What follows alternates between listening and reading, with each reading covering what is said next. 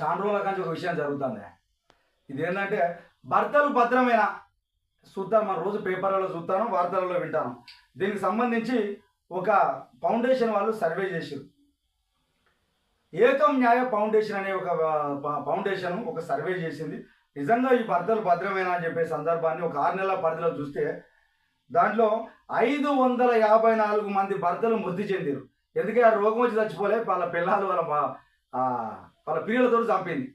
అంటే సమాజం ఎక్కడికి పోతా ఉన్నది, ఏ విధంగా అడుగులు వేస్తారో ఒకసారి చూసుకోవాల్సిన అవసరం ఉన్నది. దేశవ్యాప్తంగా ఒక 6 నెలల సర్వే చేస్తే 6 నెలల రోగం రాలే, వాళ్ళకు నొప్పులు రాలే, వాళ్ళ భార్యలు ఆ ప్రియులతో కలిసి చంపింది. కొద్దిమంది ఆత్మహత్యలు చేసుకుని చెప్పేసి క్రియేట్ చేసింది. మరి సమాజం నిజంగా మహిళలకు 100 చట్టాలు ఉన్నాయి, ఏదో చట్టాలు ఉన్నాయి, మరి భర్తలకి ఏమైనా చట్టాలు తెస్తే బాగున్నాయని చెప్పేసి వాళ్ళు కోరుకుంటా ఉన్నారు. అసలు వార్త ఏందో మనం ఒకసారి చూసుకుందామని చెప్పేసి ఆలోచిస్తాం. దేశవ్యాప్తంగా వైవాహిక జీవితంలో వివాదాలు, కుటుంబ కలహాలు, అక్రమ సంబంధాలు, మానసిక వేధింపులు ఈ తీవ్ర పరిణామాలకు దారితీస్తానని చెప్పేసి గురునానక్ చెందినటువంటి ఏకం న్యాయ ఫౌండేషన్ వాళ్ళు ఒక విడుదల చేసినటువంటి ఒక నివేదిక 2026 జనవరి 1 నుంచి 2000 జూలై మొన్నటి వరకు దేశవ్యాప్తంగా వాళ్ళు ఒక సర్వే ఏర్పాటు చేసినారు. ఆ సర్వే నివేదిక ఏం చెప్తుందంటే, నివేదిక 6 నెలలలో మొత్తము 554 మంది భర్తలను హత్యలు చేసిరు లేదా ఆత్మహత్యలు చేసుకునే విధంగా క్రియేట్ చేసిరు. వాళ్ళు చచ్చిపోయారని చెప్పేసి వాళ్ళు ప్రాణాలు కోల్పోయారు.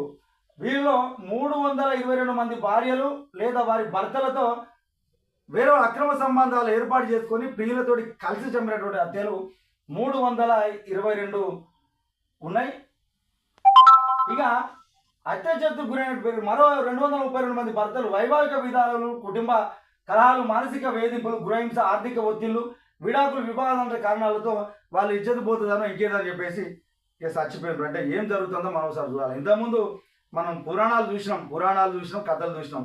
ఏదో యముడు వాళ్ళ భర్తను తీసుకొని పోతా అంటే అక్కడ ఆయనకే ఎమ్మడిపడి నా భర్త ప్రాణాలు ఏ అని చెప్పేసి కొట్లాడిన సందర్భాలు చూసినాం. స్త్రీకి ఒక విలువైన సమాజం ఉండే విధంగా మన గౌరవం ఉంటుంది. కానీ ఇక్కడ మరి రోజు రోజుకి ఏమైందో, వీళ్ళు దొంగలకు కానీ అక్రమ సంబంధాలు పెట్టుకొని మొగలను చంపేసిన సంస్కృతి తయారైపోయింది. మరి దీనికి ఫుల్ స్టాప్ ఎక్కడ పడుతుందో చూడాల్సిన అవసరం. దీనికంతా కుటుంబ వ్యవస్థ లోపాలా, లేకపోతే ఈ ఉన్నటువంటి అట్మాస్ఫియర్కు అలవాటు పడిపోయే విధంగా చేస్తూ ఉన్నారు చూడాలి. ఇంకోటి కూడా మన హైదరాబాద్ లాంటి మహానగరాలలో చూస్తూ ఉంటాం, ఏదైతే డెవలప్మెంట్ అని చెప్పేటువంటి సిటీలలో చూస్తూ ఉంటాం, అడుగు అడుగు తయారీ అయిపోయినాయి. అడుగు అడుగు ఓయోలు, కోలివింగ్లు పెట్టిండ్రు. మరి దీనివల్ల ఈ సంస్కృతులు కాపాడినట్ట పెరిగినట్ట. మరి దీనిపైన ఈ ప్రభుత్వాలు కానీ ఇంకేదైనా వాళ్ళు కానీ ఎందుకు చర్యలు తీసుకుంటలేరు?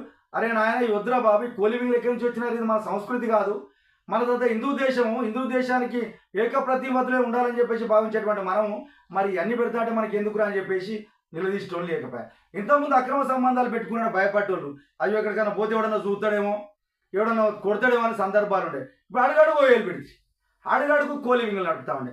మరి దీనికి సంబంధించినటువంటి వ్యవస్థ అంతా దిగజారిపోవడానికి ఇది ప్రధాన కారణంగా చెప్పుకోవచ్చు అని చెప్పి చెప్తాను.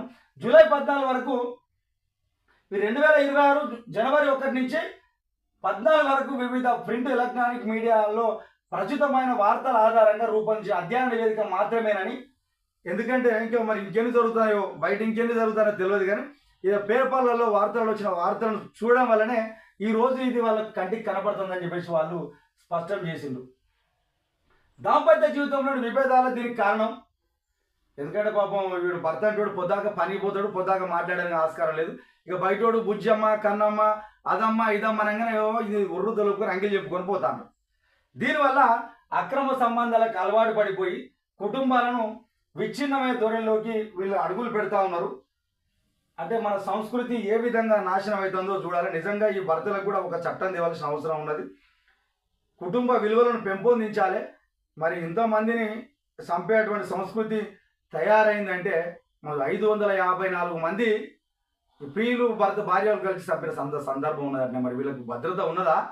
అసలు ఆలోచించాలని చెప్పేసి టీఆర్ఎస్ నుంచి గుర్తు చేస్తాను.